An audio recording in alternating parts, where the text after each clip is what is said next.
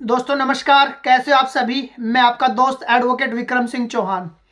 दोस्तों आज हम बात करेंगे कि जो क्रिमिनल लॉज होते हैं, जो आपराधिक कानून होते हैं, उसमें एक आम आदमी के क्या अधिकार होते हैं।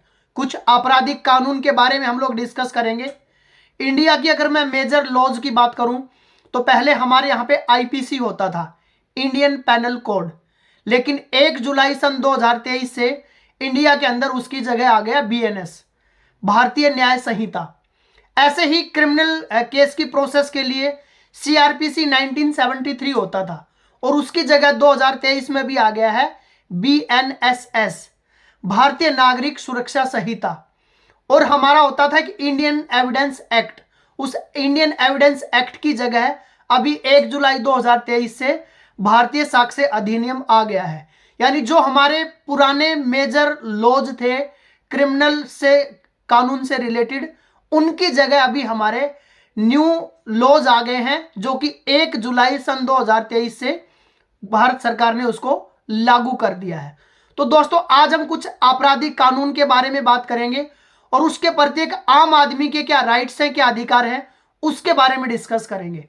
तो दोस्तों सबसे पहले आता है, अगर किसी को पुलिस गिरफ्तार करने आती है, अगर किसी को पुलिस किसी भी जुर्म के अंदर गिरफ्तार करने आती है, तो उस आदमी का अधिकार है कि वो पुलिस से यह जानकारी ले कि उसको किस गुनाह में, किस कानून के अंदर, किस अपराध के अंदर उसको गिरफ्तार किया जा रहा है।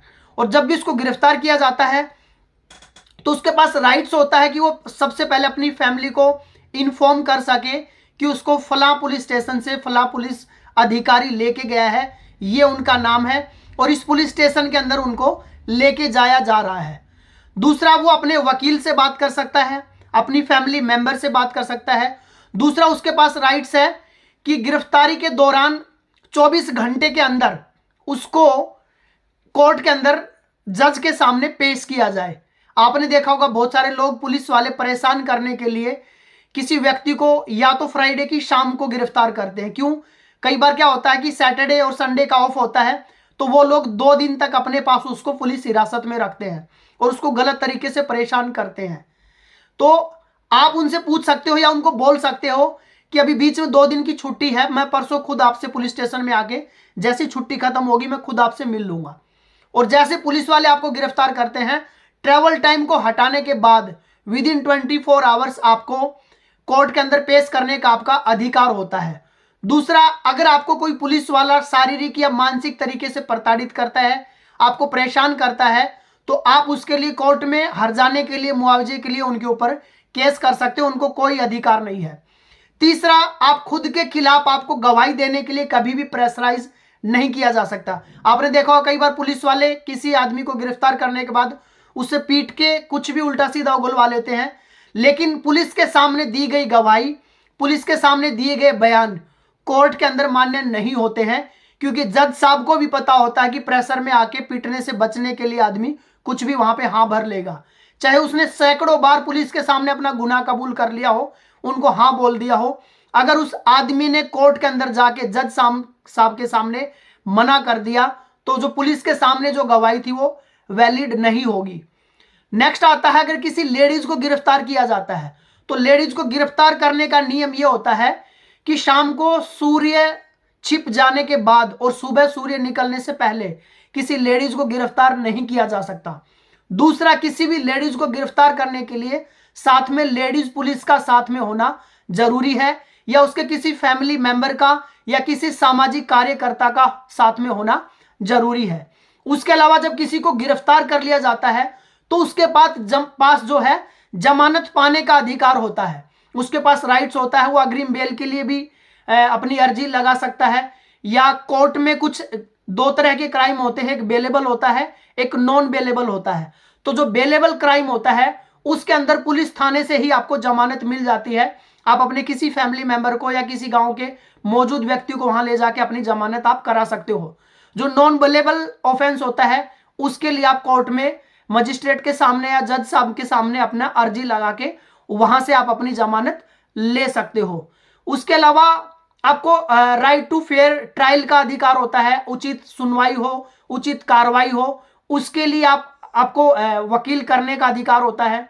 दूसरा, अगर आपके साथ कोई क्राइम हुआ है तो आप देखना कभी भी कोई क्रिमिनल केस होता है तो वर्सेस में हमेशा स्टेट होता है, यानी किसी के साथ किसी भी प्रकार का अगर कोई क्राइम होता है तो उसके लिए स्टेट जिम्मेवार होता है, और स्टेट की जिम्मेवारी है कि उस सामने वाले व्यक्ति को उसका अधिकार दिलाए, या जो उसके साथ अन्याय हुआ है या जो उसके साथ प्रताड़ना हुई है उसके लिए उसको लीगल हेल्प प्रोवाइड की जाए। इसलिए कोर्ट में गवर्नमेंट वकील भी होते हैं, या अगर आपकी कैपेसिटी नहीं है पैसा पे करने की तो भी गवर्नमेंट आपको वकील प्रोवाइड उसमें कराती है।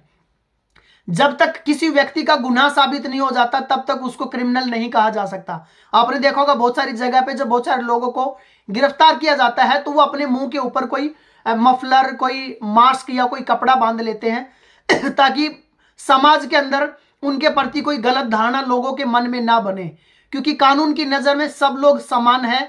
जब तक किसी व्यक्ति का गुनाह साबित नहीं हो जाता है तब तक उसको कानून जो है वो एक दोषी व्यक्ति के रूप में नहीं देखता है, और उसको पूरा राइट है कि वो अपना ट्रायल फेस करे, अपना वकील करे, अपने गवाह सबूत पेश करे और अपने आप को निर्दोष साबित कर सके।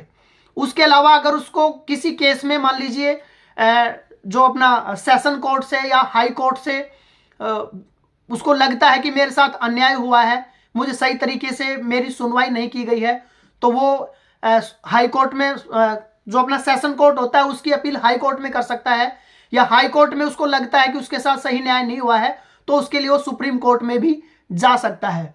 दूसरा, हमारे संविधान ने आर्टिकल 32 के अंदर अगर आपके जो राइट्स होते हैं, आपके फंडामेंटल जो राइट्स हैं, उसका अगर कोई उल्लंघन करता है या आपको कोई परेशान करता है तो फंडामेंटल राइट्स के लिए हमारे संविधान के अंदर दिया गया है आर्टिकल 32 के अंदर आप डायरेक्ट सुप्रीम कोर्ट में जाके अर्जी लगा सकते हो, या अगर आपको हाई कोर्ट में अर्जी लगानी है तो आर्टिकल अंडर 226 के अंडर आप जाके अपना हाई कोर्ट में उसके प्रति अर्जी लगा सकते हो। आप अपने आप को निर्दोष साबित करने के लिए आपके पास पूरे राइट्स हैं। उसके अलावा हमारे कुछ अधिकार भी हैं, क्योंकि जो हमारे राइट्स हैं वो दूसरे लोगों के अधिकार हैं, और जो दूसरे लोगों के अधिकार है वो हमारे लिए कहीं ना कहीं राइट्स हैं। हमारे कुछ अधिकार, कुछ ड्यूटीज, कुछ कर्तव्य है, वो क्या है कि हमें कानूनों का और नियमों का पालन करना है। कल को हम ये बहाना नहीं मार सकते कोर्ट के सामने कि सर मुझे तो इस रूल के बारे में पता ही नहीं था, क्योंकि कोर्ट हर क्राइम के लिए, हर ऑफेंस के लिए ये मान के चलता है कि एक आम आदमी को कानूनों के बारे में जानकारी है तो हमें कानून के नियमों का पालन करना है। उसके अलावा अगर हमने कोई क्राइम होते देखा है तो हम पुलिस को इन्फॉर्म करना हमारी जिम्मेदारी बनती है, हमें अपनी सामाजिक जिम्मेदारी को निभाना है, या अगर हमें कहीं गवाह के रूप में भी जाना पड़े समाज की भलाई के लिए, लोगों के कल्याण के लिए और लोगों को हेल्प करने के लिए, तो हमें वहां भी जाना चाहिए, अपने ड्यूटीज का पालन करना चाहिए और कोर्ट में जाके हमेशा सच्चाई बोलनी चाहिए। दोस्तों, ये हमारी विडंबना है, आज दुनिया के 70 से ज्यादा देशों के अंदर कानून की पढ़ाई जो है वो स्कूल के अंदर ही करा दी जाती है, लेकिन हमारे कंट्री के अंदर ऐसा सिस्टम है कि ग्रेजुएशन तक भी बच्चों को कानून की पढ़ाई नहीं कराई जाती है। कानून की पढ़ाई सिर्फ वही लोग करते हैं जो कानून के फील्ड में जाना चाहते हैं, जो लोग या तो आफ्टर ग्रेजुएशन 3 साल का अपना LLB कोर्स करते हैं, या आफ्टर 12th 5 ईयर्स अपना इंटीग्रेटेड LLB का कोर्स करते हैं। लेकिन हमारी जिम्मेदारी है कि हमें कानून की नॉलेज हो ताकि दूसरे लोग हमारा शोषण ना कर सके। जब आपको आपके राइट्स पता होते हैं, आपको अपने अधिकार पता होते हैं, तो आप उसको अच्छे से इस्तेमाल कर पाते हैं। आज के टाइम पे आपकी नॉलेज ही पावर है। थैंक यू वेरी मच दोस्तों, मिलते हैं जल्दी एक और नई वीडियो के साथ। आप अपनी इस वीडियो के जितने भी आपके जानकार लोग हैं, अपने फ्रेंड सर्कल में, रिलेटिव में, पहचान वाले, उन सबको शेयर कीजिए। हमारा हौसला बढ़ाने के लिए इस चैनल को सब्सक्राइब कीजिए और वीडियो को लाइक कीजिए।